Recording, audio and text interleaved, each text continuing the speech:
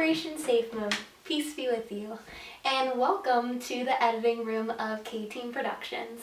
I am Caitlin Kirsting. You typically don't see me. I'm usually behind the camera or behind the editing screen. And this is my father, Bill Kirsting. Welcome. As Caitlin mentioned, we were approached several weeks ago when COVID-19 basically took over the country and caused us all to be sheltered at home. And Father wanted to bring to life all of his incredible thoughts and feelings and share them with his entire congregation. And so he wanted us to help him create Operation Safe Mode, his YouTube channel. And thank you very much for joining in with us. And make sure you subscribe. But during that time, Father John wanted to really share with you everything that he had and stay connected with his congregation at Immaculate Conception and at St. Elizabeth Ann Seton. And in doing that, we came up with great videos as well as being able to share Mass and also during Lent and the Easter season, share those incredibly special Masses that needed to be shared with our congregation. But today we got a very special video for you that I think you will really enjoy. And today is almost like a little mini documentary concerning Father John when he was at Saint Joesph High School back in the late 70s. And Saint Joesph High School right now is trying to do a lot of their fundraising for the next year, especially concerning their scholarship fund. And so Father wanted to help kick off the month of May, especially being May 1st, the actual feast day of Saint Joseph, the husband of Mary, as well as the foster father of Jesus.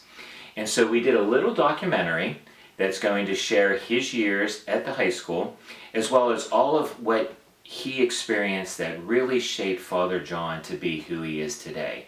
And we've had the extreme pleasure and honor of being part of this team and being able to bring this to you. So, to all of the faculty and staff, the alumnus of Saint Joesph High School, and to the class of 2020, congratulations. And to the Immaculate Conception, St. Elizabeth Ann Seton congregation, and to all of you who have joined Operation Safe Mode, we want you to sit back, relax, and enjoy Father John Moineau, the high school years.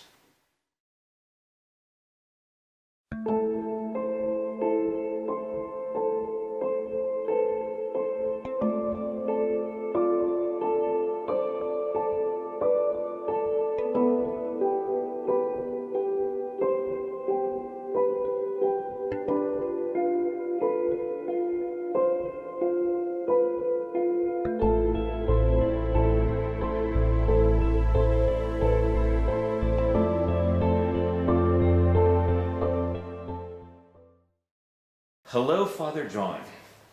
We know from our last episode on Saint Joseph that he is very important to you as somewhat a patron saint. You chose him to be your #1 safe mode saint to guide us in the virus-stricken time of our lives. We also know from past homilies and your Theology on the Vine presentations, you went to Saint Joesph High School, where you played basketball and were taught by the Sisters of Saint Joseph.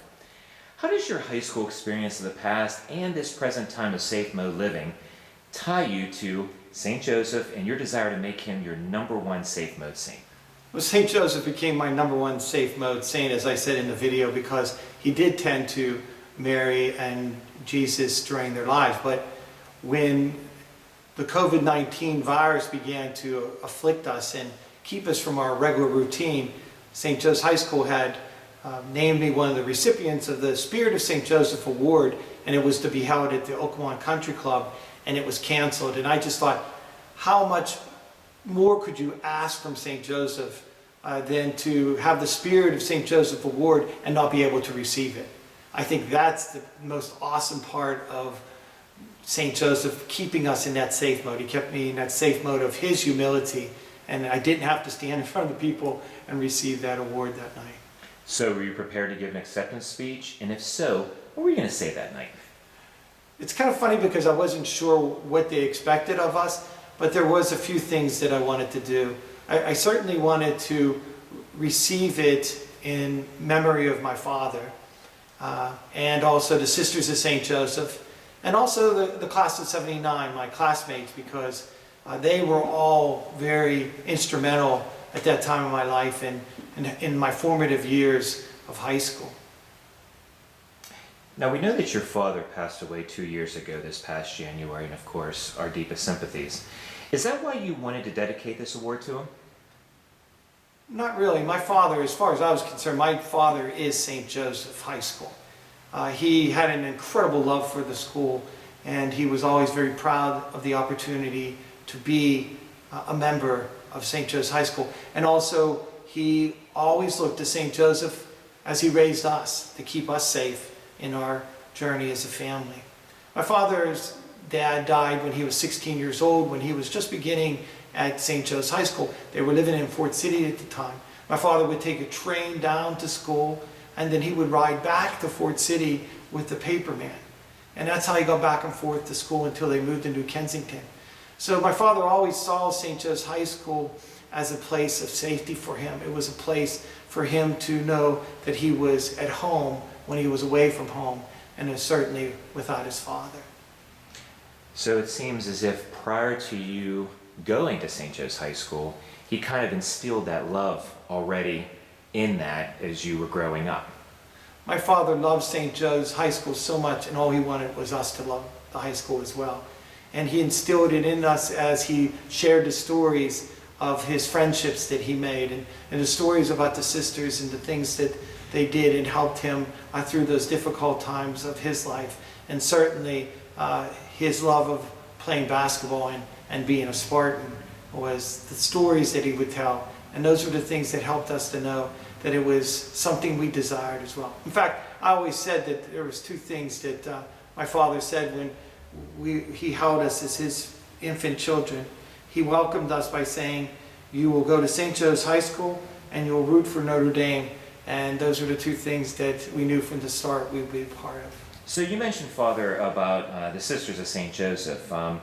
Why them? Any sisters in particular? And do you care to share any stories? Now, remember, you're being filmed for posterity, so be careful. Well, the Sisters of St. Joseph taught me for 12 years. They were a big part of the success of the high school from its beginning. Remember, when the sisters taught in any school, that made it possible for students to attend at low tuition. The sisters taught my father, my sisters, my brother, and me, and they certainly were very influential in the growth of my formation as a Catholic. Stories to share.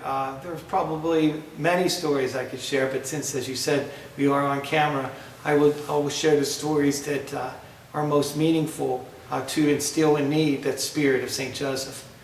I would say Sister Mary Evelyn was our principal in my junior and senior year. She was very influential in regards to being first our teacher, and then she became the principal. She always was looking out for me, even when it came at some kind of controversy at the same. So let me share two stories. Once I was called into her office, and usually when I was called down to the principal's office, I could think of 3 different things and reasons I would be going there. And so when Sister would say, "Do you know why you're here?" I would never give up anything. I would just wait to say, "Oh no, Sister, why am I here?" And when I entered into her office, I was a sophomore at that time.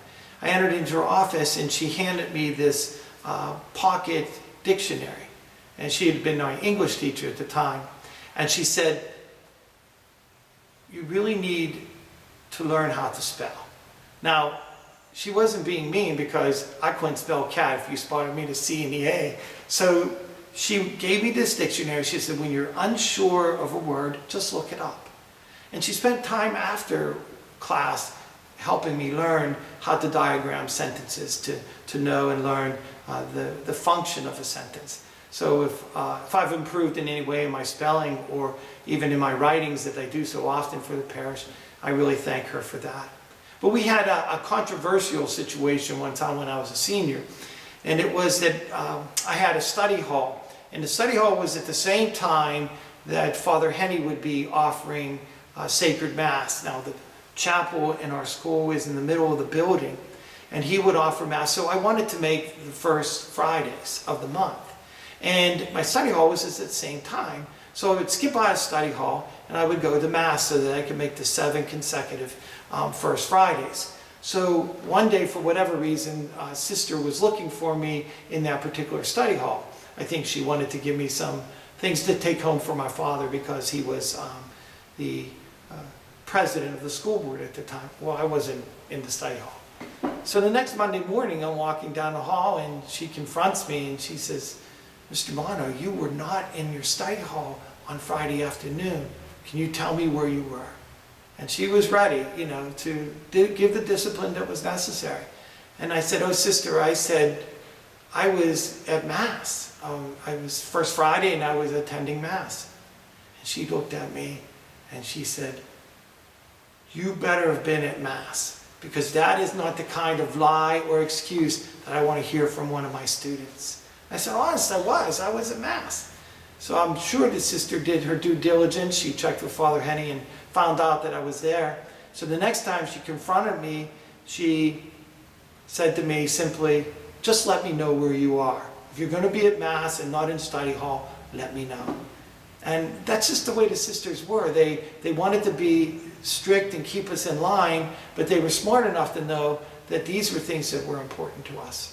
And the Sacred Heart became a very important devotion to me from the time I was in high school and even now. So I have to thank Sister Mary Evelyn for allowing me to be able to do that. Sister Regina Clare was also our social studies teacher, and she became the principal later as well.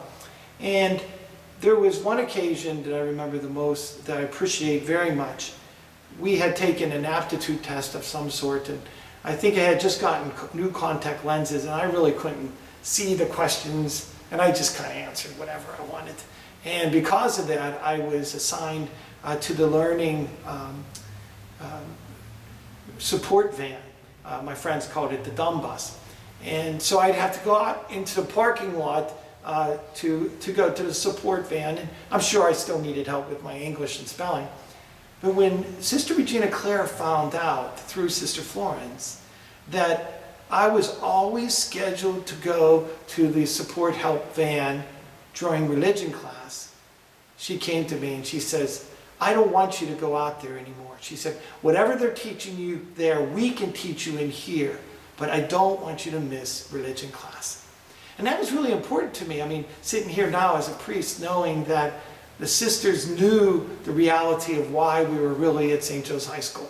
We were there because we wanted to learn our faith. We wanted to be formed in our faith. Yes, the other studies are important, but she didn't want me to miss out on that. And then Sister Karen was our science teacher, our physics teacher. But my relationship with her really was after I left school and started the seminary. She would write me on occasion to support me and to pray for me. And she was also at my ordination when I was ordained. One of the great things, Father, that I've experienced too is going to Catholic school, especially back then. You get the opportunity to have great nuns teach you in some sort of fashion. But also there are lay teachers and also priests. Any lay teachers or priests that were a big influence on you as well in conjunction with the sisters? When I think back on my high school years now, I think of it from the perspective of how did I get here? How did I become confident enough to accept a vocation to priesthood? And Father Henny was the parish priest at the time. And he taught us class, and I remember some of the interesting ways he tried to teach us in formation. But the thing I remembered most about Father Henny was his overwhelming dedication to us as a school and as the students. I remember there was 180 students in our school, and I remember on Ash Wednesday, he would come in and we would be in the auditorium and we would stand in a semicircle, and he would go from one student to the next and give us ashes. And I just remember the same with St. Blaise. He would bless all of our throats tirelessly.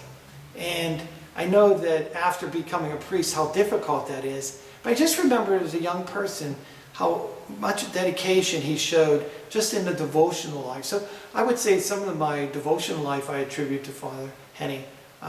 Mr. Joe Lucchino was the first male teacher I ever had. He taught us algebra, but he was also our assistant basketball coach. And he was quite young, so he was close to us in age. So it kind of helped us as young men to know how to to grow in faith. We have the good cop, bad cop. Mr. Nee was a very tough coach, but Joe Lucchino was kind of always, helping us get along. And And I really want to just give a shout out to Mr. Lucchino. I'm sorry I broke your finger in basketball practice. And I know you think of me, and I hope you pray for me every time you look at your little finger. Also, late in our time at Saint Joesph High School, my senior year, Mrs. Beverly Kanicki came, and she began to be our teacher in math. And the thing I remember the most about her was the energy that she showed as a young person, and the love that she already had for the school for which she was also alumnus of. She took us down to golf research to show us the computer at golf research. Now this is 1979, and to go in there and see these things, and she was very familiar with the building and the people, and here she had been working there for many, many years, but after she became pregnant with her first child, she left that job, which I'm glad she did, because she ended up not only becoming one of our teachers, but she's our longtime principal right now at the school. And she still has that same energy and love for the school. So when I think of those of the past and why I'm still connected, she had the same kind of love of Saint Joesph High School that my father had. The love that he had to continue to share with us. Now, Father, you mentioned when you were going to accept the Saint Joseph Award that you talked about, dedicating to your father, to the sisters, and also the class of 1979. Now, you look way too young to go back all the way back to 1979. But if you say so, you say so. So any classmates in particular that, as you look back, also had an influence on your life and where you are today? And you flatter me with that. That's nice that you say that. Every time I kept my diploma, I don't know if kids keep their diplomas, but I kept my diploma because I always saw my diploma as a pure gift that St. Joe's gave me. I earned none of it. I mean, I barely was able to get from grade to grade. So when I received that diploma and I look at it today, I think this is a gift that was given to me. And so I think often about the gift given to me. I often think of my good friends, Dorothy Gus and Rose Moore. Dorothy and Rose and I went to grade school together, and we took the nice little ride from Lower Burrell to St. Joe's on the bus for 4 years. And they really were a part of that gift of my diploma. In fact, if it wasn't the bishop giving me the diploma, they should have handed it to me, because they helped me with my homework on the bus, and even on the occasions necessary in the classroom when I'd be called on, they made sure that I had the answers in front of me, and perhaps maybe even, I would imagine, a couple times on a test or two. So not only did they help me through school, they were two of my best friends for many, many years, and it was a privilege to share my education with them. I wouldn't be here today if I didn't make it through high school, so they were a big part. Another person I would have mentioned would be Tim Colleton. Tim, I would say, was probably my best friend in the time at Saint Joesph High School. And we shared some things that we'll always laugh about, and other things as well. One of the things that I remember was there was an Optimist Club in the area. So there was this Optimist Boy of the Year award that was given every year. So it came down to Tim and I, and we were the two, candidates for this great award. So what they did was they came to our homes and they interviewed our families in order to get an idea of, why is this person such an optimist? Well, the two things that went against Tim was, first, because he was so smart and he, was in academia. That kind of struck against him because, he would get other awards, I'm sure. But the other one was my father was telling them how, when my father was sick, I took over all the chores at the house, and I cut the hedges and cut the grass, and they were really impressed with that. So Tim and I always laugh about the fact that I was the Optimist Boy of the Year because I was tall and I got to cut the hedges at home. But my most fondest memory, and it's something that's still so important to me today, was the Stations of the Cross in high school. And we used Every Man's Way or Everyone's Way of the Cross book. It was a brand new series in 1979. And Father Henny was sick. And he must have really been sick if he wasn't there.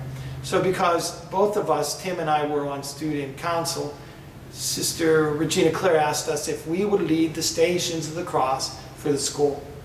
Now, this is the first time ever in my life I ever stood in front of people to speak, not alone to pray. And I remember as if it was like yesterday, Tim did all the even stations and I stood at the other pulpit and I did the odd stations. And even to this day, that's the Stations of the Cross that I use, the same ones we used in 1979. I've prayed them every year before being a priest and introduced them to everyone in every parish I go. So Tim played a really important role in my spiritual life too, because he and I shared in those moments. But most of all my classmates was Jimmy Dugan. I've told the story a million times and I'll tell it to whomever wants to listen. Jimmy Dugan was one of my classmates. We weren't best of friends. We didn't hang out really, but he was the manager for our basketball team. And after we graduated from high school, Jimmy came down with leukemia. And at the end of my freshman year in college, Jimmy passed away. And I remember that when Jim passed away, going into the church, once again, looking for a place of safety before the Blessed Sacrament, I began to question that whole concept of he died before his 21st birthday. What makes me think that I'm going to live to be 21? What makes me think I'm going to live to be 25? What am I going to do with my life in regards to salvation? What am I doing to make sure that the most important thing is that at the end of my life, I can have that gift of eternity. And that was the beginning, really, truly, of me thinking about becoming a priest. Thinking about my life in a bigger picture and being Catholic and being formed in the faith, what that would mean to me.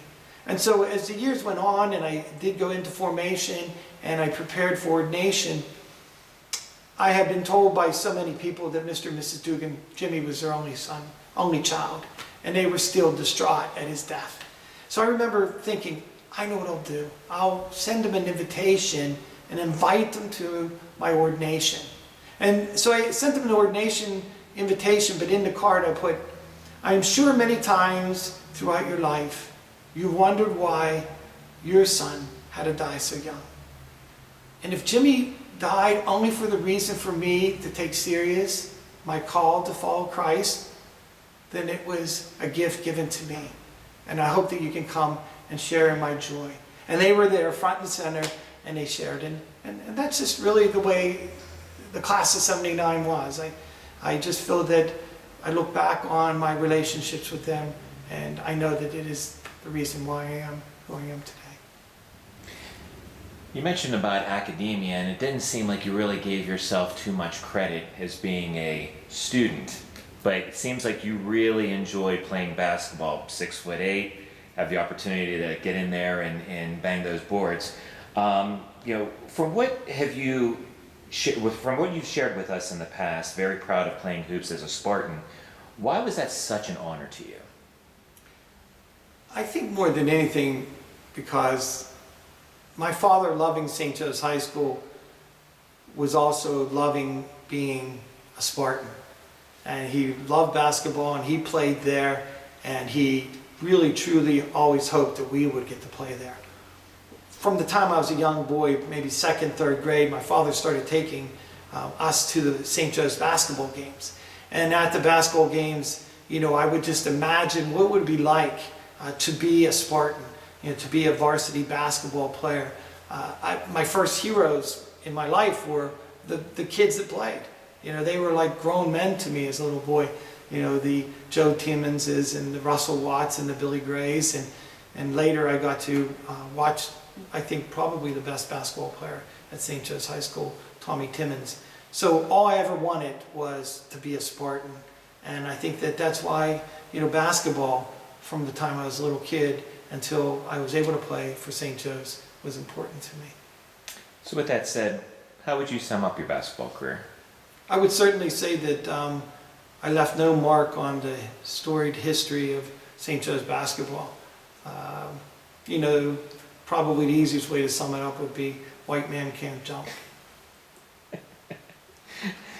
So There's obviously when you play basketball and you're dedicated to a team and you're dedicated to your school, did you live up to those kind of standards? Did you really focus in on being Catholic while playing basketball? I myself played basketball in Catholic school, and it's competition, but it seems that you're very close to that type of living. How did you live up to that standard? I would say that we are very aware of it, of course, because we pray before every game. We are very aware that that we are representing Saint Joseph as our patron saint. But I think sometimes the reality is Christianity stays on the sideline once the game starts, and the aggressiveness and that takes over. There were a couple times, though, I remember in the heat of the battle, being aware of representing us as a school and trying to be careful and displaying my displeasure to perhaps an inadvertent call of one of the referees.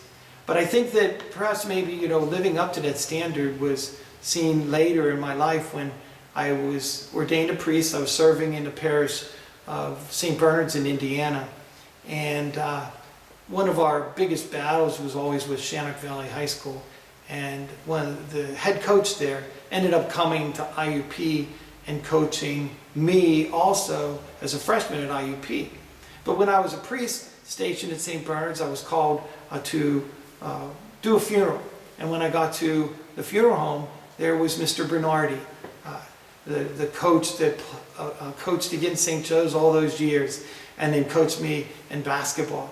And I was there for his mother's funeral. And he said to me, Father John, he says, I always admired how you handled yourself when you played in high school and what you did for us at IUP. He says, but I've never been prouder of you than I am now as you are a priest and to offer the funeral mass for my mother. And so I guess maybe in some ways there was that overall effect of being a Spartan and being a member of the Saint Joesph High School team.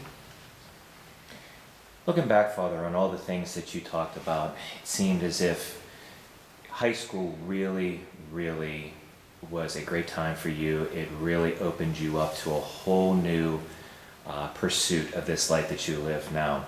And I can see why I think you deserve the Saint Joesph Award.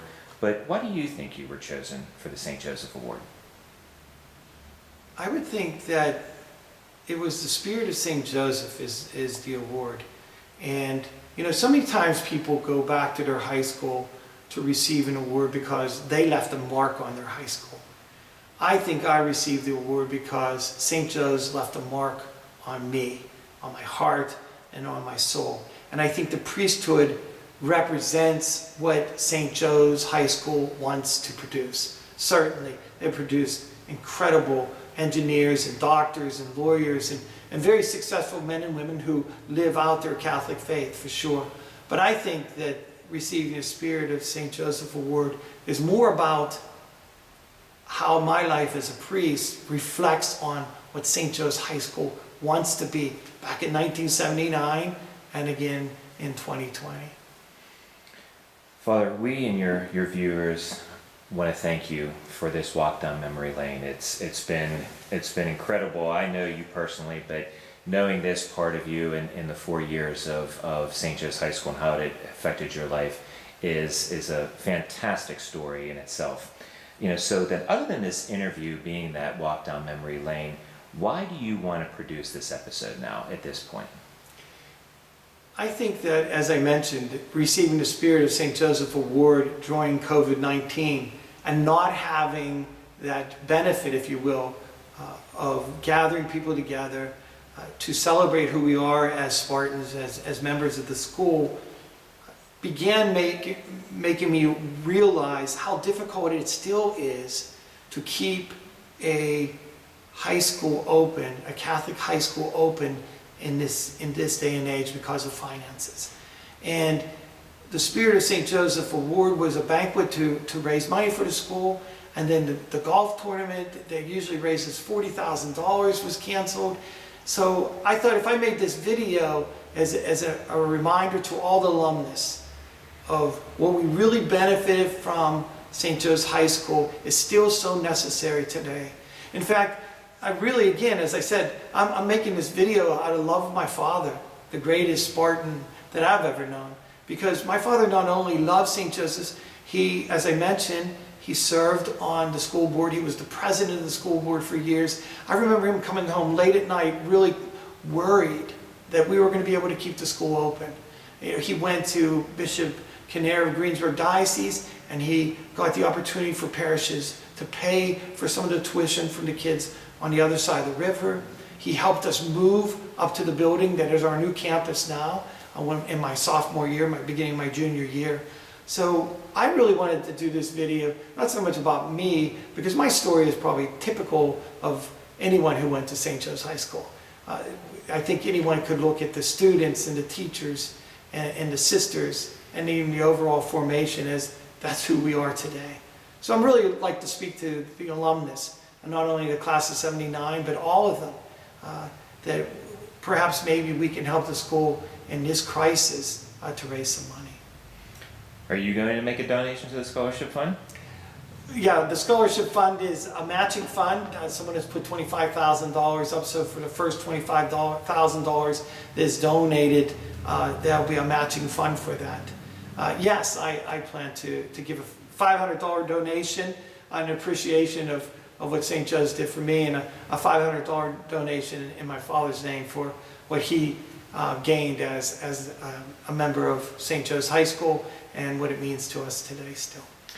Father, I think we and your viewers want to thank you for an incredible walk down memory lane, and I'm sure that your father, the Sisters of St. Joseph, Father Henny, all the faculty and your fellow classmates really appreciate and are looking down on you, thinking, you know, this is what Catholic school is all about, and this is what it means to really live your faith. So thank you very much. Any final words before we end this interview?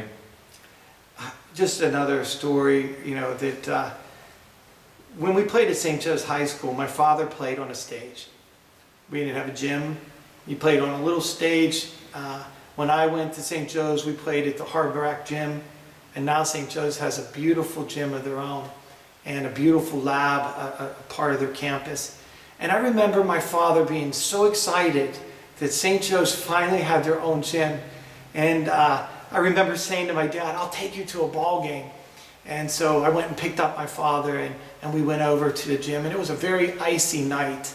I'll never forget, because my father obviously was older at the time, and when I got out of the car with him, it was icy, and he reached for my hand, and I took his hand and I walked him into the gymnasium, and it was so awesome because how many times did he take my hand, walk me into the gym to see the Spartans play? And it was like that movie, Rudy. My father walked in the door, and he's like, this is the most beautiful sight I've ever seen. So in closing, I want to thank everyone who made those things happen for for the Spartans today, to have a gym, to have that new wing on their building. It just continues to show that not only I, as alumnus of the school, I really care about what happens for the students today. Father, thank you so very much for your time today. Thank you for sharing all this. We wish the class of 2020 St. Joesph High School a wonderful graduation, and we will see you soon. Thanks, Father. Thank you.